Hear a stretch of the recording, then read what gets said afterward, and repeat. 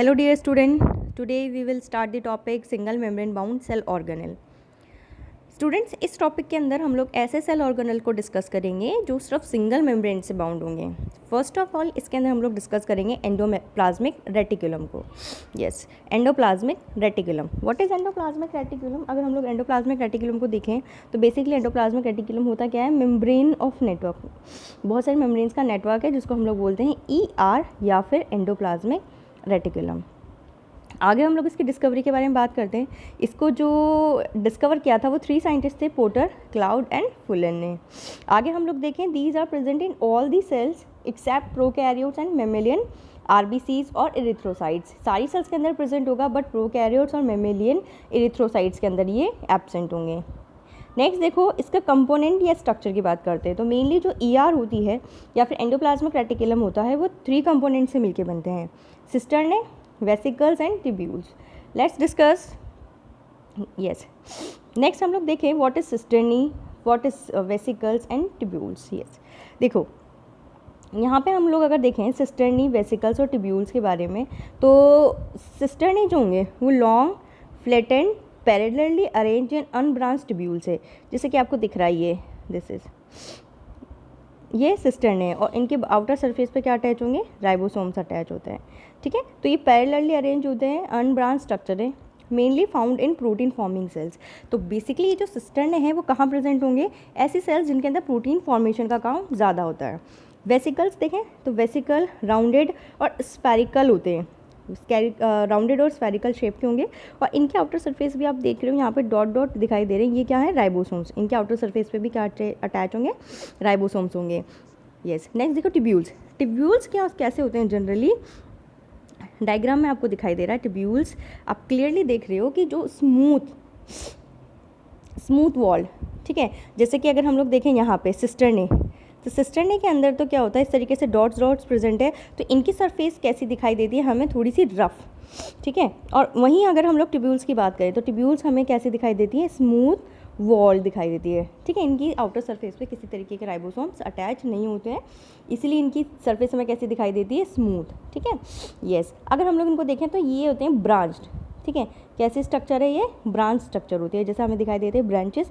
देखो जैसे ये है, इस तरीके से यहाँ पे ब्रांचेस प्रेजेंट होती है. और यहाँ पे अगर हम लोग देखें सिस्टर्नी की बात तो सिस्टर्नी में किसी तरीके की कोई ब्रांच नहीं है, इसलिए हम लोग इनको बोलते हैं अनब्रांच स्ट्रक्चर्स. यस, नेक्स्ट देखें हम लोग ट्यूब्यूल्स मेनली कहाँ प्रेजेंट होंगे? Non secretory as well as steroid synthesizing cells के अंदर प्रेजेंट होंगे. तो ये तो कंपोनेंट की बात हो गई. ठीक है, आगे हम लोग देखेंगे किस तरीके से अरेंज होते हैं सेल के अंदर. देखें, एंडोप्लाज्मिक रेटिकुलम ऑफ स्टेरॉइड या striated muscles are called as sarcoplasmic reticulum. Yes, अगर हम लोग यहाँ पे बात कर रहे हैं जो स्ट्रिएटेड मसल्स होती हैं, आगे आप लोग जब टिश्यू चैप्टर पढ़ोगे तो आपको पता चलेगा व्हाट आर स्ट्रिएटेड मसल्स. तो स्ट्रिएटेड मसल्स के अंदर जो एंडोप्लाज्मिक रेटिकुलम प्रेजेंट होता है उसको हमने एक अलग सा नाम दिया है सार्कोप्लाज्मिक रेटिकुलम. ये हमें याद रखना student, sarcoplasmic reticulum striated muscles के अंदर. यस, आगे देखते हैं टाइप्स ऑफ एंडोप्लाज्मिक रेटिकुलम. तो यहाँ पे अगर हम लोग देखें टाइप्स ऑफ एंडोप्लाज्मिक रेटिकुलम को 2 टाइप में हमने डिवाइड किया है. फर्स्ट वन इज़ SER और second one is RER. SER and RER. यहाँ पे SER का मतलब है स्मूथ एंडोप्लाज्मिक रेटिकुलम, RER का मतलब है रफ एंडोप्लाज्मिक रेटिकुलम. रफ का मतलब क्या है कि ये जो मेम्ब्रेनियस स्ट्रक्चर है इनके आउटर सरफेस पे क्या प्रेजेंट होते हैं? राइबोसोम्स प्रेजेंट होते हैं, इसीलिए. यस, देखो यहाँ पे हम लोग SER और RER की बात कर रहे थे, तो यहाँ पे क्या होते हैं जो RER है तो इनके आउटर सरफेस पे इस तरीके से हमारे पास क्या प्रेजेंट होते हैं? राइबोसोम्स प्रेजेंट होते हैं, तो इसलिए इनकी सरफेस कैसे दिखाई देती है? हमें रफ. ठीक है, जबकि यहाँ पे दूसरी साइड देखें तो स्मूथ एंडोप्लाज्मिक रेटिकुलम में क्या होता है? किसी तरीके की कोई राइबोसोम्स प्रेजेंट नहीं होते हैं, इसलिए इनकी सरफेस कैसी दिखाई देती है? हमें स्मूथ. तो इसको हमने नाम दे दिया स्मूथ एंडोप्लाज्मिक रेटिकुलम और इसको हमने नाम दे दिया रफ एंडोप्लाज्मिक रेटिकुलम. आगे देखते हैं. देखो कंपोनेंट्स, तो जो हमारे SER है वो मेनली ट्यूब्यूल्स से मिलके बनेगी, जो हमने आगे डिस्कस किया था. ट्यूब्यूल्स, दिस इज यस, ये तो ER मेनली या SER मेनली किससे मिलकर बने होंगे, टिब्यूल से मिलकर बनेंगे, ठीक है। और जो RER है, RER किससे मिलकर बनेंगे, सिस्टर्नी और वेसिकल से, ठीक है। RER की बात करें यहाँ पे देखो डियर स्टूडेंट्स, यहाँ पे आपको दिखाई दे रहा है यहाँ पे सिस्टर्नी और वेसिकल्स, ठीक है, सिस्टर्नी और ये है वेसिकल्स। इनमें आपको आउटर सरफेस पे राइबोसोम्स अटैच दिखाई दे रहे हैं, ठीक है, जिसकी वजह से इनकी सरफेस कैसी दिखाई दे रही है हमें, रफ। तो ये जो दोनों पार्ट है वो किसका पार्ट है, RER का पार्ट है। आगे चलते हैं, देखो राइबोसोम्स तो यहाँ पे अगर राइबोसोम्स देखें तो SER obviously smooth endoplasmic reticulum है, तो राइबोसोम एब्सेंट होंगे, और RER के अंदर राइबोसोम्स प्रेजेंट होंगे। पोजीशन अगर हम लोग देखें SER की, तो ये मेनली प्रेजेंट होंगे नियर दी सेल मेम्ब्रेन, और जो RER है वो प्रेजेंट होगा नियर दी न्यूक्लियस। तो इसको हम लोग एक बार देख लेते हैं, इनकी जो पोजीशन होगी बेसिकली कैसी होगी। देखो दिस इज सेल, ये न्यूक्लियस है, ठीक है, ये न्यूक्लियस है। यहाँ पे हम लोग डिनोट करते हैं, देखो न्यूक्लियस के ये आउटर मेम्ब्रेन से यहाँ पे हमारी ER स्टार्ट हो जाती है, जो कि प्लाज्मा मेम्ब्रेन तक जा रही है, दिखाई दे रही है, दिस इज।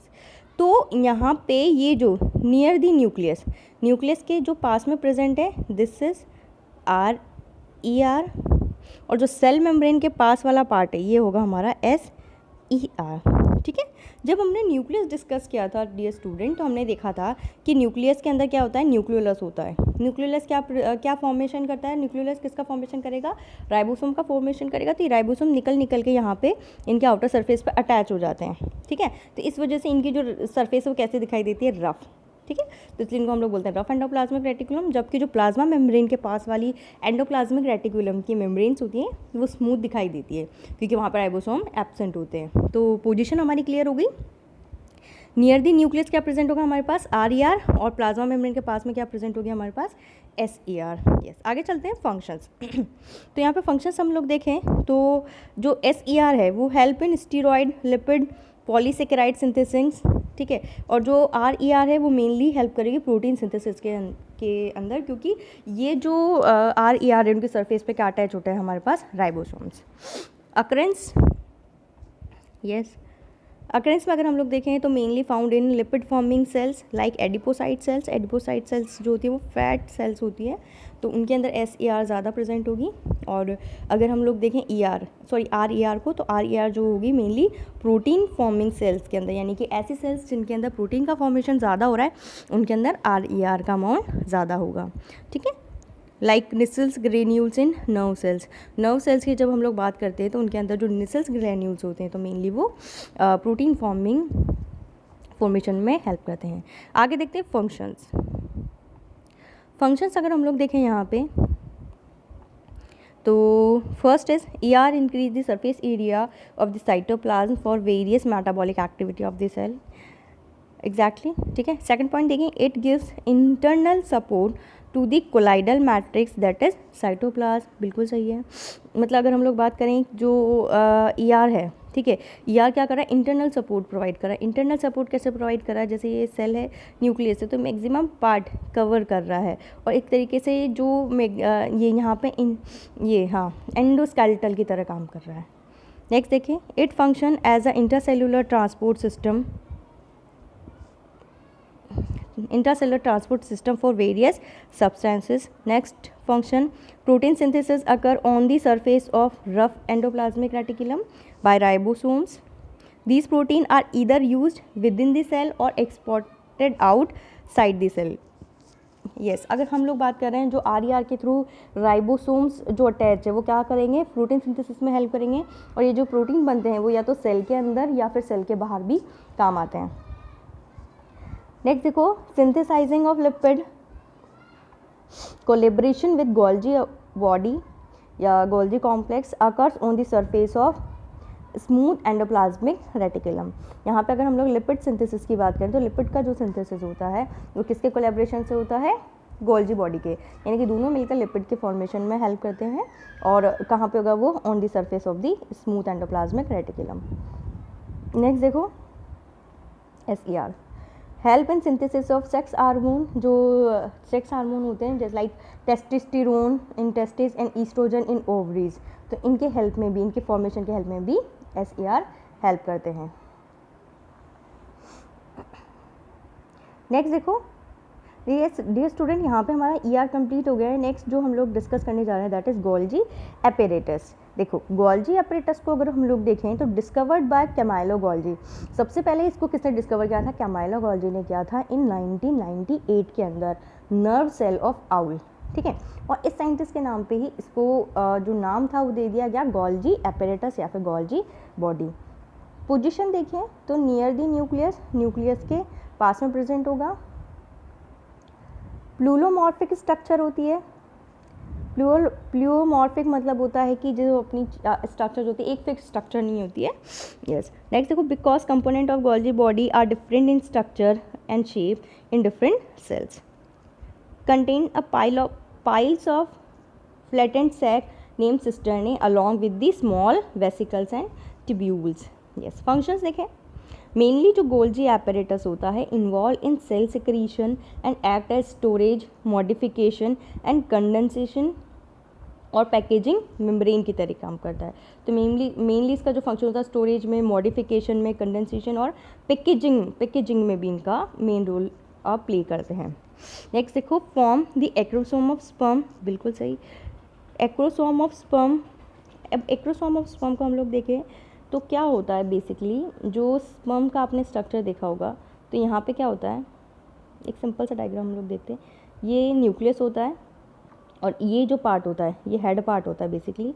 ठीक है, तो ये जो होता है आगे की साइड आपको दिखाई दे रहा है, दिट इज एक्रोसोम। ठीक है, तो इस एक्रोसोम में बहुत सारे डाइजेस्टिव एंजाइम्स प्रेजेंट होते हैं। तो ये एक्रोसोम मेनली किससे बनता है? गोल्जी बॉडी से, गोल्जी एपेरेटस से मिलके बना होता है। ये डाइजेस्टिव एंजाइम्स क्या करते हैं? At the time of fertilization, तो सेल जो स्पर्म सेल होता है जब एग सेल के पास जाता है तो यहाँ पर डाइजेस्टिव एंजाइम रिलीज करता है, तो ये मेम्ब्रेन को डिसॉल्व करते हैं जिससे न्यूक्लियस अंदर जाके अंदर पेनिट्रेट कर जाता है और फर्टिलाइजेशन अगर हो जाता है। नेक्स्ट देखो, it forms the lysosome. Lysosome formation में हेल्प करेंगे। Synthesis of cell wall material, इसके फॉर्मेशन में हेल्प करेंगे। Formation of plasmalemma, plasmalemma के फॉर्मेशन में हेल्प करेंगे। Next one is cell plate formation, यानी कि phragmoplast during the plant cell division formation, यानी कि फ्रेगमोप्लास्ट या फिर सेल प्लेट के फॉर्मेशन में भी हेल्प करते हैं। सेल प्लेट फॉर्मेशन हेल्प, यानी कि अगर हम लोग देखें तो यहाँ पे जो प्लांट सेल होती है, ठीक है, तो प्लांट सेल में बेसिकली क्या होता है, सबसे बाहर सेल वॉल प्रेजेंट होता है। ठीक है, दिस इज सेल वॉल। अब क्या होता है जब ये प्लांट सेल डिवाइड करती है, ठीक है, तो यहाँ पे सबसे पहले क्या होगा, न्यूक्लियर डिवीज़न। ठीक है, न्यूक्लियर डिवीज़न हो गया, तो अब क्या होता है, तो यहाँ पे ग्रुप फॉर्म नहीं होता है जैसा कि हमारे एनिमल सेल के अंदर होता है। यहाँ पे क्या होता है, बीच में से इस तरीके से अगर हम लोग देखें, बीच में इस तरीके से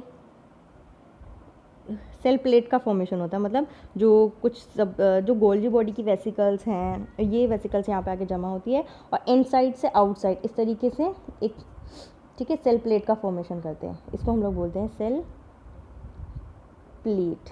ठीक है, अब जब ये सेल प्लेट कंप्लीट हो जाती है तो यहाँ पे ये जो सेल है वो दो पार्ट में डिवाइड हो जाएगी, ये इस तरीके से। तो सेल डिवीज़न के टाइम पे ये सेल प्लेट के फॉर्मेशन में हेल्प करता है। यस, नेक्स्ट देखो, in plants Golgi body is called dictyosome. अगर हम लोग बात करें प्लांट्स के अंदर जो गोल्जी बॉडी होता है इसको हम लोग बोलते हैं डिक्टियोसोम। इंपॉर्टेंट है, हमें याद रखना है स्टूडेंट्स। नेक्स्ट पॉइंट देखो, acrosome is a bag like structure filled with lytic enzymes which dissolve egg membrane at the time of fertilization. ये हम लोग अभी थोड़ी देर पहले डिस्कस कर चुके हैं ये वाला पॉइंट। यस, स्ट्रक्चर देखो, यहाँ पे आपको ट्रांजिशनल वेसिकल्स दिखाई दे रही है। यहाँ पे ये ट्रांजिशनल वेसिकल्स है और ये जो दिखाई दे रही है बीच बीच में, this is parallelly arrange cisternae membranes. ठीक है, ये सिस्टर्ने मेम्ब्रेन्स है। दो मेम्ब्रेन के बीच में जो स्पेस होता है इसको हम लोग बोलते हैं इंटर, इसको थोड़ा बड़ा कर लेते हैं। यस, ठीक है, इंटर सिस्टर्नल स्पेस आपको दिखाई दे रहा है, inter cisternal space, this is inter cisternal space. ठीक है, ये है यहाँ पे वैक्यूल। ठीक है, तो डियर स्टूडेंट बेसिकली होता क्या है यहाँ पे गोल्जी एपेरेटस के अंदर, अगर हम लोग देखें यहाँ पे क्या होती है, ईआर प्रेजेंट होती है। ठीक है, ईआर से जो प्रोटीन्स बनते हैं या लिपिड्स बनते हैं ये इस तरीके से ट्रांजिशनल वैक्यूल्स के फॉर्म में आती हैं। देन ये वैक्यूल्स इन सिस्टर्नल मेम्ब्रेन में फ्यूज़ हो जाती हैं और यहाँ पे बहुत सारी एंजाइमेटिक एक्टिविटी होती है यहाँ पर बहुत सारी एंजाइमेटिक एक्टिविटी होती है, जिससे ये जो होता है वो एक सिस्टर्नल से दूसरे सिस्टर्नल और तीसरे सिस्टर्नल में इस तरीके से ट्रांसपोर्ट होता है। और जब ये जो प्रोटीन है, यानी कि जब ईआर में तो फॉर्मेशन हो रहा है, तब ये इनएक्टिव फॉर्म में होते हैं, और गोल्जी बॉडी में इनका क्या होता है, एक्टिवेशन होता है, एंजाइमेटिक एक्टिविटी होती है और ये एक्टिवेट होते हैं, और फिर यहाँ पे वेसिकल्स की फॉर्म में ये साइटोप्लाज्म में रिलीज़ कर दिए जाते हैं। जो लाइसोसोम का फॉर्मेशन होता है वो भी ऐसे ही होता है, ये इस तरीके से जो वेसिकल्स फॉर्म होती है, और फिर उनके अंदर लाइटिक एंजाइम्स प्रेजेंट होते हैं, और ये जो होते हैं फिर इसमें जो सेल के अंदर या साइटोप्लाज्म के अंदर रिलीज़ कर दिए जाते हैं। ठीक है, तो ये पैकेजिंग में हेल्प कर रहा है, मॉडिफिकेशन में हेल्प करता है, और भी बहुत सारे इंपॉर्टेंट रोल प्ले करता है Golgi body. Yes dear student, यहाँ पे हमारे दो ऑर्गेनल्स को हमने डिस्कस कर लिया है, ईआर और गोल्जी एपरेटस। नेक्स्ट क्लास के अंदर हम लोग डिस्कस करेंगे फर्दर जो ऑर्गेनल्स हमारे बच गए हैं। Thank you.